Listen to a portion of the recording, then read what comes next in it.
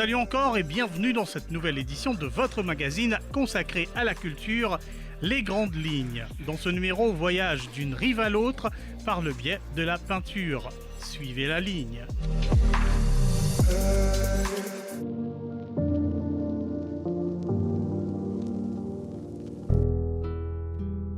Née à Maurice en 1974, la créatrice de ses œuvres a vécu et travaillé en France pendant 20 ans, contribuant à de nombreuses créations issues des plus grandes maisons de design parisiens.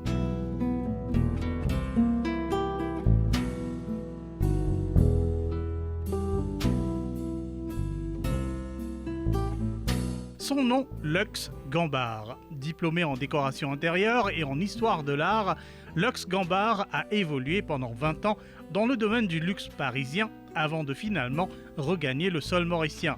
Depuis son retour au pays natal en 2017, Luxe Gambard s'adonne à une pratique artistique intuitive. Elle expérimente avec différents médias, provoquant des réactions aléatoires entre encre et peinture sur le support choisi, pour ensuite effectuer des interventions minimales en suivant le fil de son subconscient.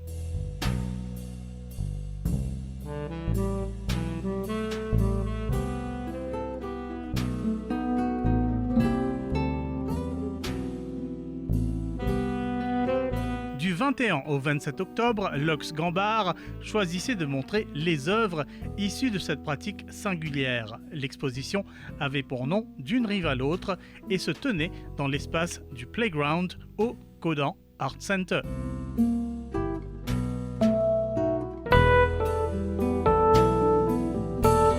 Luxe Gambard, donc cette exposition a pour titre D'une rive à l'autre, qui évoque un peu un itinéraire, enfin tout un parcours. Alors comment l'exposition retranscrit-elle cet itinéraire? Alors, effectivement, ça parle de beaucoup de choses. Ça parle de mon retour à Maurice depuis quelques années, depuis 4 ans. Donc de France à Maurice, d'une rive à l'autre. Ça parle aussi des deux catégories distinctes que vous allez voir dans ma production. Je passe aisément d'un sujet à un autre. Voilà qui justifie assez bien ce titre, je trouve.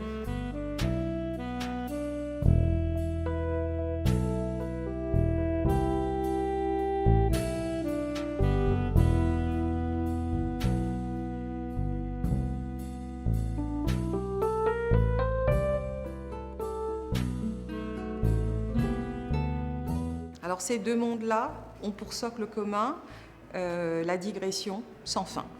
Donc je parle toujours d'un chaos primitif que je travaille, que je remanie, que j'ordonne avec des lignes, avec des disparitions, des bifurcations, des activations de fond ou des diminutions. Sur la première catégorie, ça se fait beaucoup moins sentir parce que ce sont des premiers jets qui doivent créer l'émotion. Alors j'en fais des tonnes. Cette catégorie s'appelle les monochromes.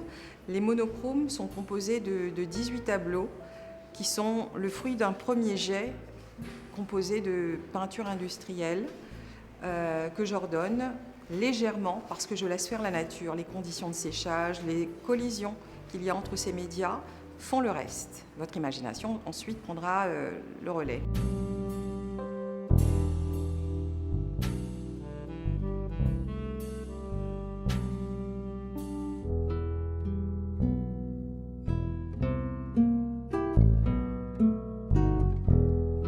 Et sur l'autre catégorie, donc l'autre rive, ce seraient toutes mes peintures colorées que vous avez ici, une vingtaine de tableaux au total, qui sont très travaillés. Donc je pars toujours de ce même fond chaotique primitif, et dans lesquels je vois des formes surgir sans idée préconçue. Et petit à petit, je révèle de manière tout à fait intuitive des mondes engloutis.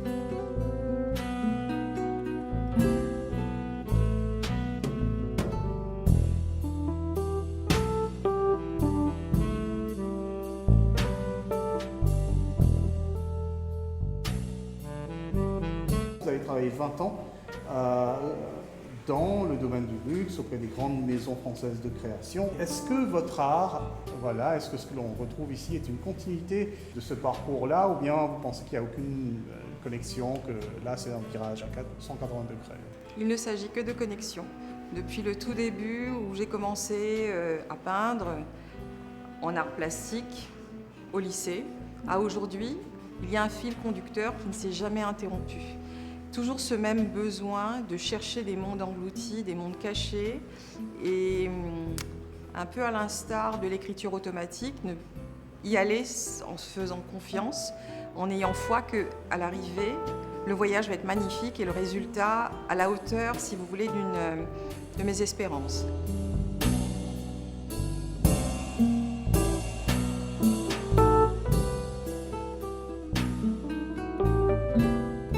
Il n'y a pas de rupture entre l'avant, le pendant et le maintenant. Tout s'inscrit parfaitement et merveilleusement bien, que ça soit effectivement ce que vous évoquiez, mes études, ou même mes différentes fonctions passées dans le domaine artistique, décoratif, commercial, dans le luxe, etc. Il y a toujours cette même trame qui est la recherche de l'esthétique.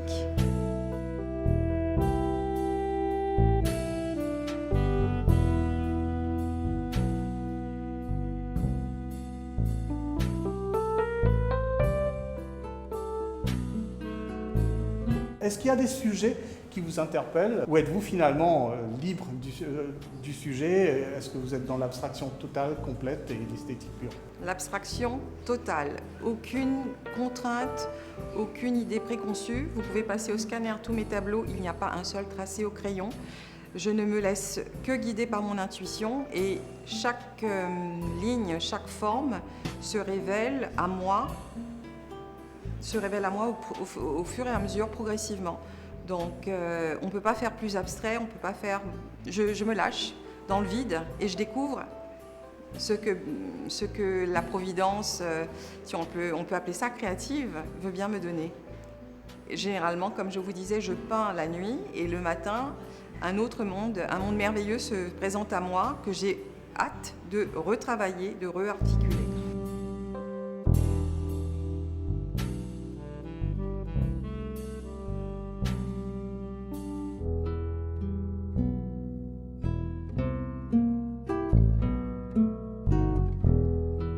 Lorsque vous me parlez justement des peintures qu'on fait la nuit, etc., d'écriture automatique, ça ramène un petit peu au surréalisme, mais bon, je sais que finalement le résultat n'est pas ça, c'est autre chose. Mais en même temps, est-ce que vous avez comme ça des petits jalons, des petits repères, des ancrages? Oui, j'ai eu quelques maîtres fondateurs qui m'ont nourri, évidemment. J'ai fait beaucoup d'histoire de l'art et j'ai pu picorer dans tout ça. Des maîtres qui correspondent bien, dont la sensibilité me parle encore aujourd'hui. Je pense que si on devait en parler, en citer qu'un, ce serait Klimt. Je suis fan de Gustav Klimt, de cette peinture symbolique, complètement onirique et esthétique. Donc on retrouve un peu ça chez moi, dans mes colorés tout au moins.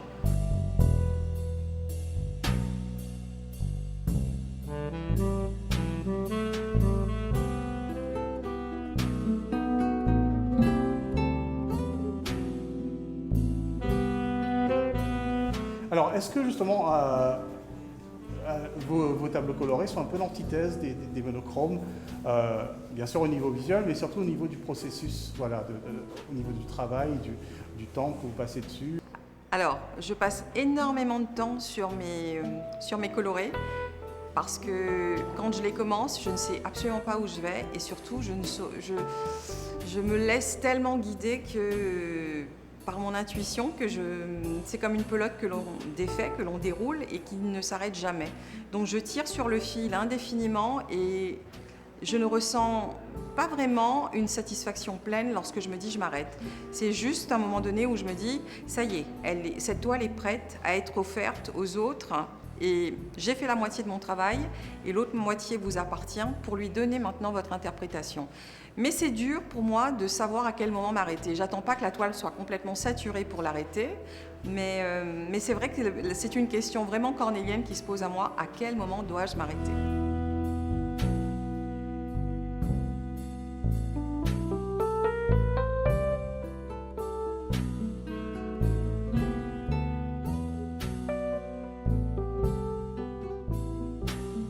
On a quand même l'impression que justement, même si vous êtes finalement très instinctive, qu'il y a une palette quand même très, très intentionnelle, très, voilà, très décidée. Alors parlez-moi de cette palette-là. Je n'ai encore une fois pas d'idée reçue.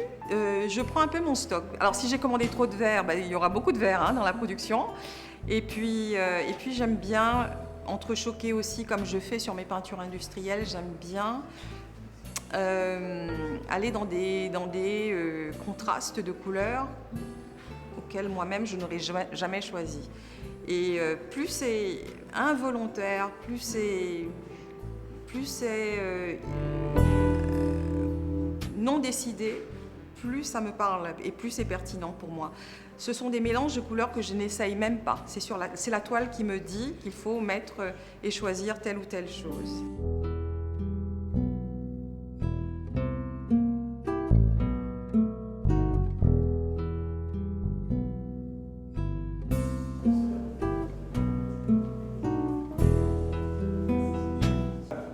Fasciné par votre complexité de plasticienne. Donc en fait, c'est finalement un regard sur vous-même. Est-ce que vous êtes à la fois spectatrice que créatrice de vos tableaux? Exactement. Je fais la partie, on va dire, un peu contrôlée. Je choisis mes médias.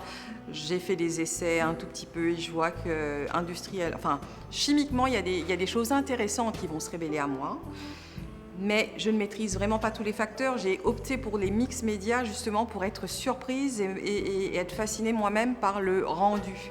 Je ne suis absolument pas responsable des réactions chimiques que je vais découvrir au petit matin quand ça aura séché ou même au bout de 5-6 jours quand les médias auront séché entre eux. Donc je découvre ce que la nature ou ce que le hasard a bien voulu me donner. C'est vraiment des tentatives fortuites qui ne dépendent pas de moi. Donc oui, je suis spectatrice et je suis fascinée parce que le hasard va m'apporter comme lot de cadeaux. En fait, c'est comme déballer un cadeau que l'on reçoit et excité en se disant mais qu'est-ce qu'il y a à l'intérieur? C'est ça mes médias. Quand ils sèchent, c'est juste un moment fascinant à la découverte.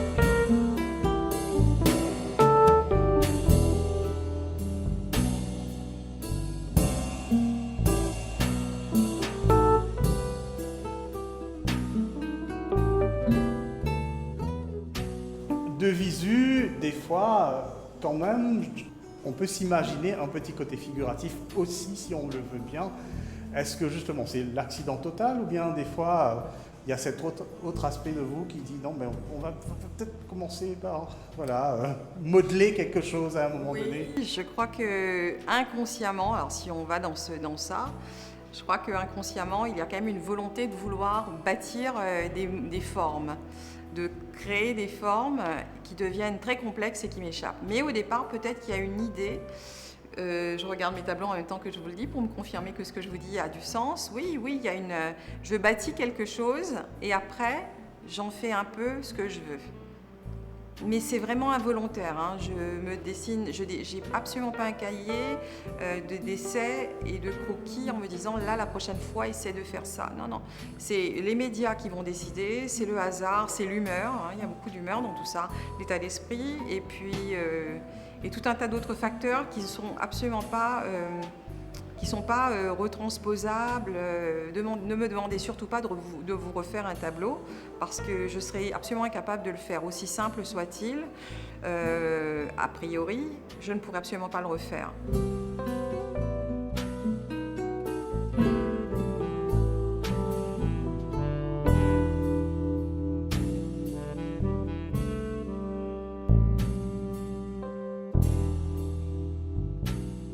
Aujourd'hui, nous savons, nous sommes dans cette période d'incertitude, justement post-pandémie, etc. Voilà, pourquoi persister, pourquoi exposer malgré justement ce climat d'incertitude, pourquoi? Alors, quand je finis mes tableaux, ils ne m'appartiennent plus, le cordon est coupé, ils vous appartiennent à vous, donc je ne peux pas vous priver de ça. Je ne peux pas les garder pour moi, ils n'existent pas, je ne ressens aucune satisfaction, aucun plaisir. C'est même un désenchantement total que de les voir sous bulle, s'accumuler, s'appuyer les uns contre les autres. Leur place se trouve exactement là, suspendue, avec la bonne lumière qui va avec. Voilà, ça c'est leur place. ils vous sont donnés, ils vous sont livrés, à vous d'en faire, de partager un moment avec eux et d'être révélé par quelque chose qui va vous toucher.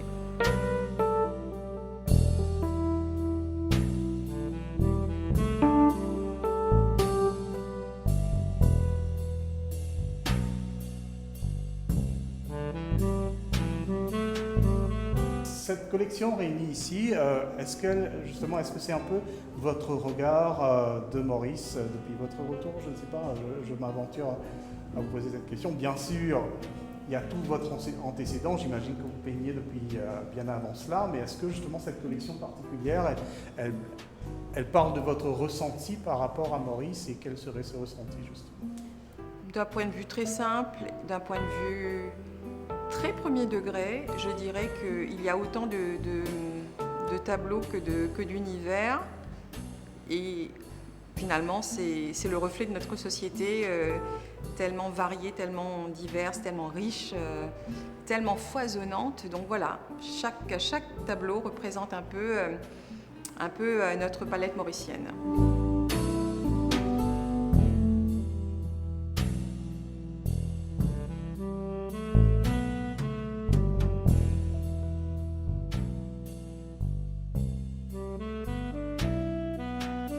Visuellement, est-ce que vous trouvez que justement le côté organique est un peu l'antithèse du côté minéral, des fois, qui se retrouve dans ces tableaux, ou bien ça fait partie d'un ensemble? Les deux vont bien ensemble, je trouve. On est pleinement dans la nature. En fait, c'est un dialogue entre la nature et moi-même, en fait. C'est pour ça qu'il y a autant de vert et autant de bleu, peut-être, j'en sais rien. Mais ce sont des formes organiques qui me parlent. J'ai l'impression que ce sont des formes extraterrestres. J'aime pas ce mot parce que ça nous envoie tout de suite. Notre imaginaire nous envoie. C'est un tel lieu commun, ce mot, que ça nous envoie à tout de suite des aliens, des choses comme ça. C'est pas de ça dont il s'agit. C'est vraiment des formes. Oui, je vois des formes minérales. Quand vous regardez de près mes tableaux, vous verrez des gouttes en suspension qui sèchent. Vous voyez des formes un peu ovulaires, des rubans d'ADN, j'en sais rien, mais il y a un peu toutes ces choses, des gamètes qui se disputent. Enfin, c'est vrai que la nature est ma première source d'inspiration.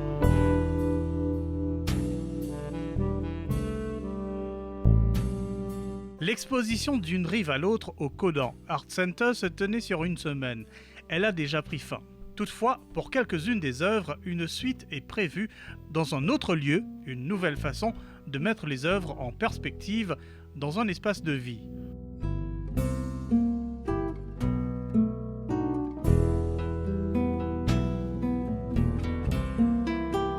Alors, je suis toujours, comment dirais-je, je suis visible sur les réseaux, donc on peut toujours me contacter. Mon numéro de téléphone est toujours bien présent pour vous.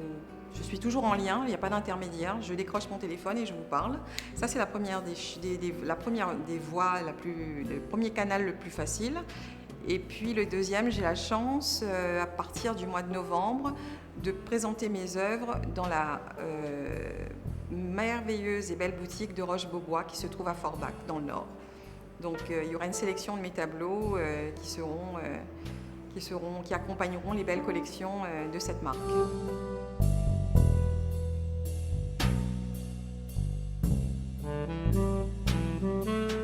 Lux Gambard poursuit son chemin de créatrice. Vous pouvez suivre son évolution artistique par le biais des réseaux sociaux.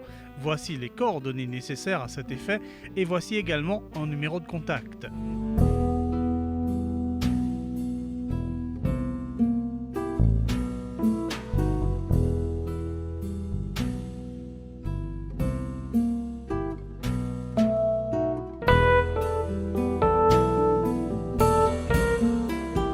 Point final à ce numéro de votre magazine Les Grandes Lignes. Restez fidèles à l'esprit de l'art, même en cette ère d'incertitude, et bon courage dans votre quotidien. Restez en ligne.